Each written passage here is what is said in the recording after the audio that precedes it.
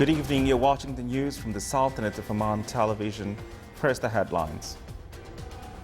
لبيك اللهم لبيك لبيك اللهم لبيك لبيك لا شريك لك لبيك لبيك لا شريك لك لبيك. Pilgrims perform most important part of Hajj, which is standing on Mount Arafat. And a speech of Arafat Day called Muslims for tolerance, dialogue and renounce of violence.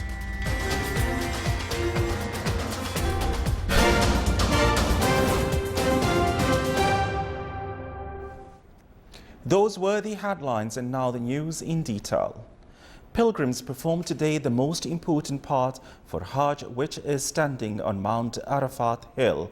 They walked from Mina to Mount Arafat safely, repeating prayers in an atmosphere full of faith and reverence, asking Almighty Allah for forgiveness, mercy and emancipation for hell. Pilgrims then performed their afternoon prayers and continued their day on Mount Arafat.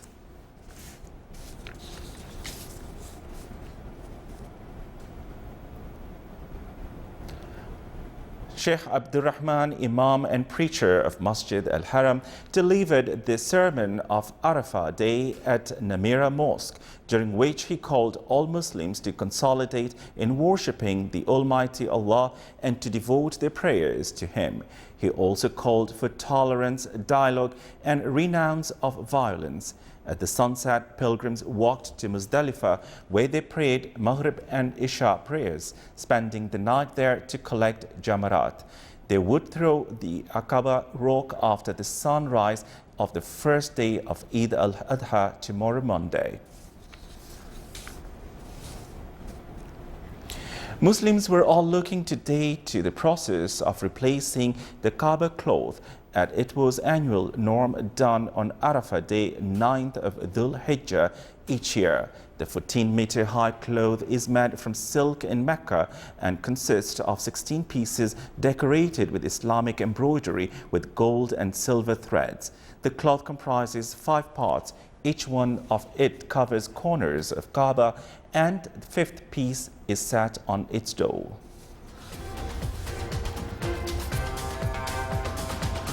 Still to come in our news bulletin. On the 15th anniversary of 9/11 attacks, a photographer looks back on the events of that momentous day.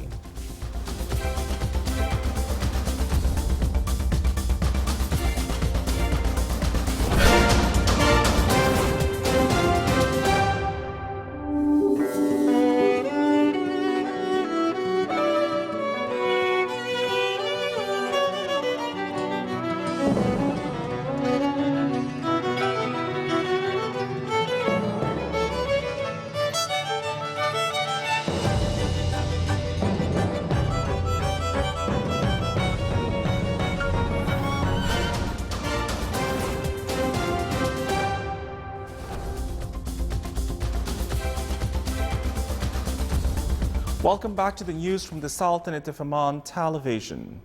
U.S. Secretary of State John Kerry said a Syria ceasefire deal agreed by the United States and Russia could mark a turning point in the 5-year conflict if implemented. The accord, which is to come into force tomorrow on the first day of the holiday of Eid al-Adha, aims to freeze fighting between President Bashar al-Assad's forces and the armed opposition. The agreement could also be the first joint military campaign by the two powers, according to Kerry and his Russian counterpart Sergei Lavrov. Turkish President Recep Tayyip Erdogan has reiterated Ankara's commitment to eliminating the Daesh group in Syria. Erdogan said that Turkey had a primary duty to its people to destroy the Daesh group and prevent it from staging attacks in Turkey. Turkey last month sent tanks across the Syrian border to help rebels retake Rablus, a key Daesh-held border town, and to contain the expansion of a Syrian Kurdish militia. At least 21 civilians were killed in two separate airstrikes by the Arab-led coalition in northern Yemen as fighting intensified in the country before the Muslim Eid al-Adha feast. At least 15 civilians were killed when war planes targeted workers drilling for water in the Beit Sadan area of the Arhab district north of Sana'a, and 20 other people were wounded.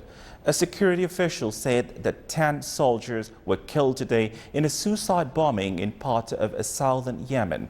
A further 14 soldiers were wounded when the bomber drove an explosive-laden car into the army position in Abyan province. Forces loyal to Eastern Libyan commander Khalifa Haftar today seized at least 2 key oil ports from a rival force loyal to the UN-backed government, risking a new conflict over the OPEC nation's resources.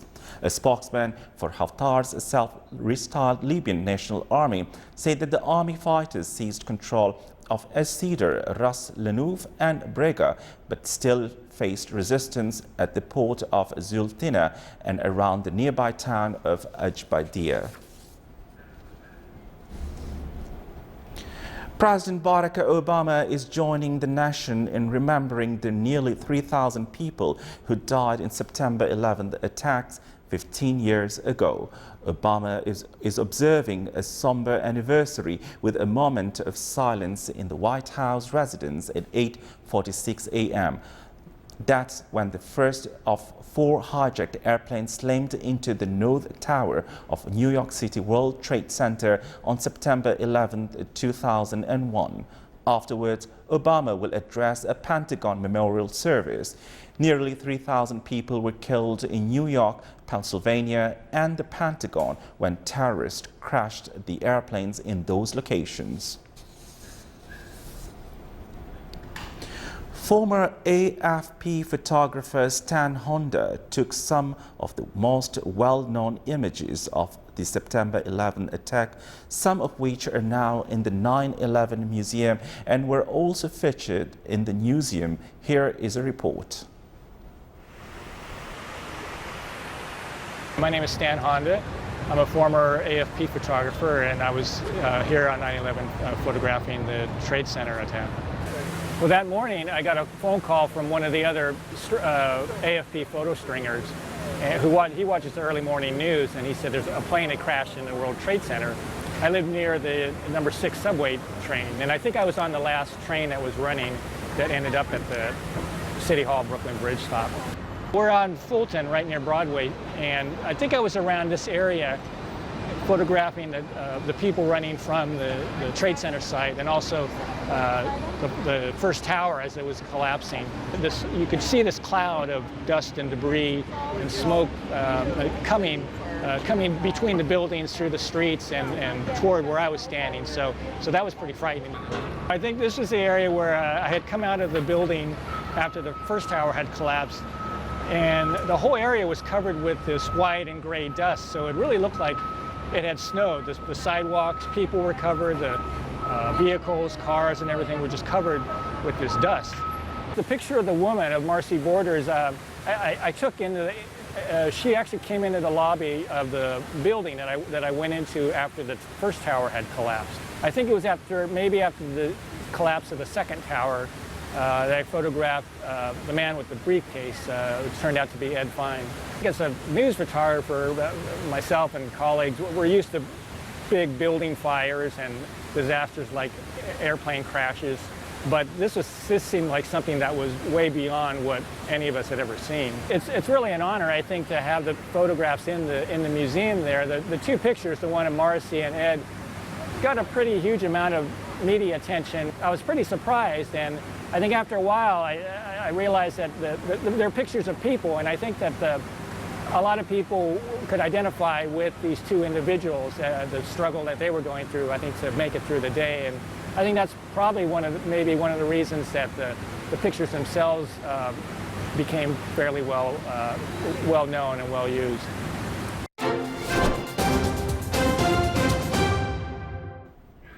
Now for the general weather forecast around the Sultanate. Clear to partly cloudy skies will prevail over the coastal areas of the Governorate of Dhofar with chances of scattered rains.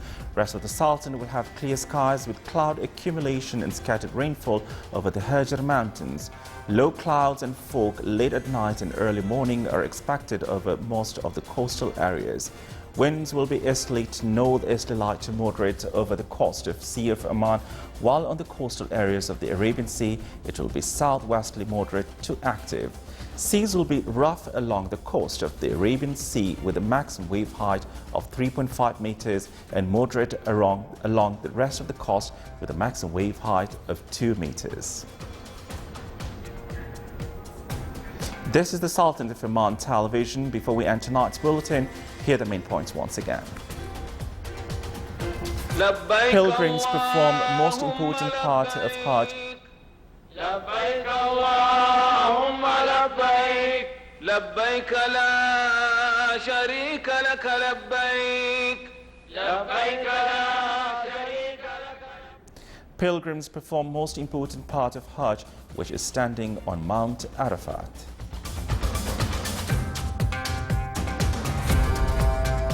And a speech of Arafat Day called Muslims for tolerance, dialogue and renounce of violence. With that, we come to the end of tonight's news bulletin. From all of us here at the newsroom and the studio, it's good night and Eid Mubarak.